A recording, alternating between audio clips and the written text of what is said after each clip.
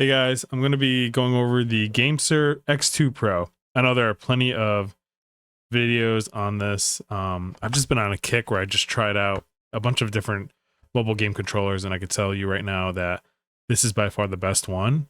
Obviously at a higher price, but I do think you're getting what you pay for. First thing, yeah, it's a little more expensive, but you know what? You're getting a case, and that alone I think already makes this one of the best options. Of course, you could buy your own case, but I don't know, man. It's just the fact that it comes with it is really nice, and it's a pretty good case. There's absolutely no issues with it for me, and I know it's gonna fit exactly for the controller.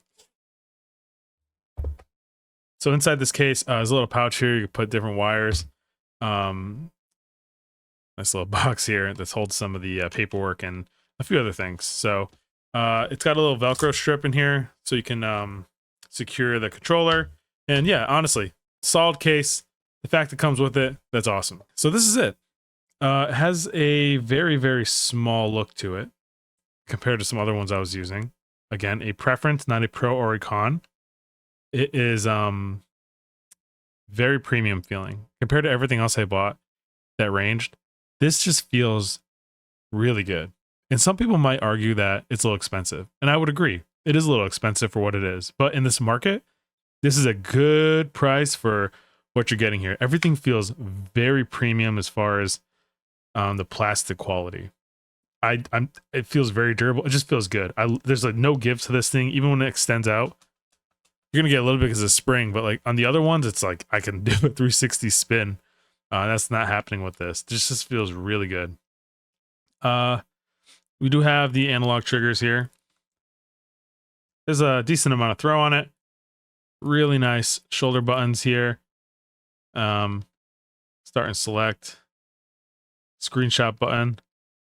And this is the Xbox certified controller. So has the Xbox insignia, which really makes it a lot nicer to use for cloud gaming, which I use it for with Steam Link or Game Pass. I just love having that button there. And it's gonna sound crazy. I don't really care about the turbo button, and I don't really like having it because having it makes me want to use it. I just don't want to. You know, omitting a turbo button for this, I think is great. It just has a very premium feel to this. Does support USB-C pass-through charging, and Gamesir was the one that kind of really sold the idea of this like movable USB-C port when you're putting it in and out. Analog sticks, they seem tiny, and we're going to get into that, but they feel great. Pulls back nice. D-pad I think is actually pretty good. It's a little small. Some people might not like that. I think it feels great, as well as the buttons too. There are 2 programmable buttons on the back. There is an app for this. I haven't used it yet, but I do know you can do a lot of things on that as well. So what's inside this box? Mine didn't come with the USB cable. I'm assuming they just don't. So that's something to take note of. We have our typical paperwork here. Okay, it's just warranty. Extended period of 6 months. Nice little sticker. And again, something else to add value to this whole thing. Game Pass Ultimate is included. So, you know, you can take the cost of what you would have paid for that and take it off with the purchase of this. It just makes it even a little bit more worth the price. Now, here's where it gets interesting. It comes with these analog grips. I'm not a fan of these analog sticks. They're actually, like, there's this weird matte feeling to it. It's actually pretty good. I just don't, they're kind of small, so I don't really like it. And personally, I like concave design analogs. So that's when they dip in. So you can actually put these ones, it dips in and has a nice texture on the edge. Or you can use I think it's called the convex styles, where it kind of pops up. So personally, I'm going to be using these concave ones. It's just really nice that it comes with it and gives you the option of what you want. I think that's really nice. And again, higher price, you're just getting a little extra touches like that. Also, I haven't done it, but you are able to remove these buttons and just replace them to different configurations or things like that. But I'm very content with how it is. That's it. So I'll tell you right now, with the phone case, I can't use this. It just barely makes it. And this is actually a little bit longer of a USB-C compared to other controllers. I am going to do the method a lot of people do, which is I'm going to remove these rubber pieces here. That doesn't bother me because my phone has a case on it, so it shouldn't be a big deal. But hopefully when I take these off, it'll work. Because if it doesn't, I'm going to have to, return this if I even can. Otherwise, this is the one I want to keep. Okay, so here we have it. I'll try to put it on with the case right now. That just doesn't work. So I'm going to try removing this rubber piece here, and hopefully it works. So it is connected, I think, from here to here. So I'm just going to try to slit it underneath here. And I think it's just like a adhesive glue or something, so you can just put it back on if you were upset about how it came out.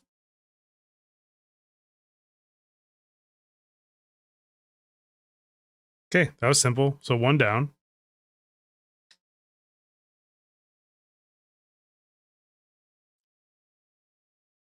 Okay, so I was able to remove those rubber pieces. And it was a clean cut. And again, it's just this adhesive looking thing. Okay, let's hope the phone fits. So here's the problem. My phone is a little bit higher because of the case. So I might have to go in from like this.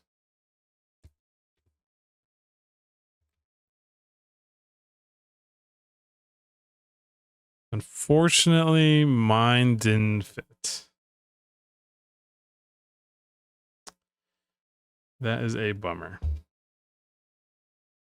It's so close too.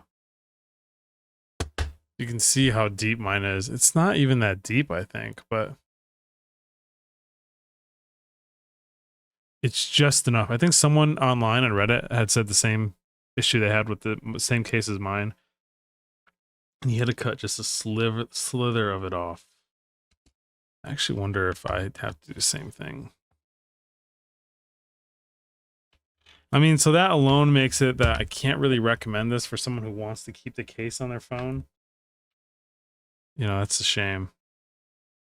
Because I really think this is a great unit.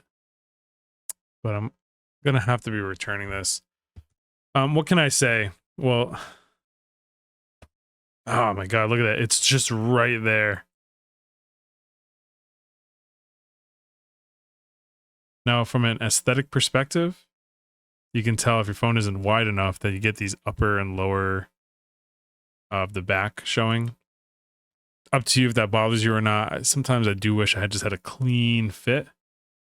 The weight feels so good. I was complaining before how I felt like some controllers, this analog stick was just too far down from the face, and it was like a stretch to really pull down my hand.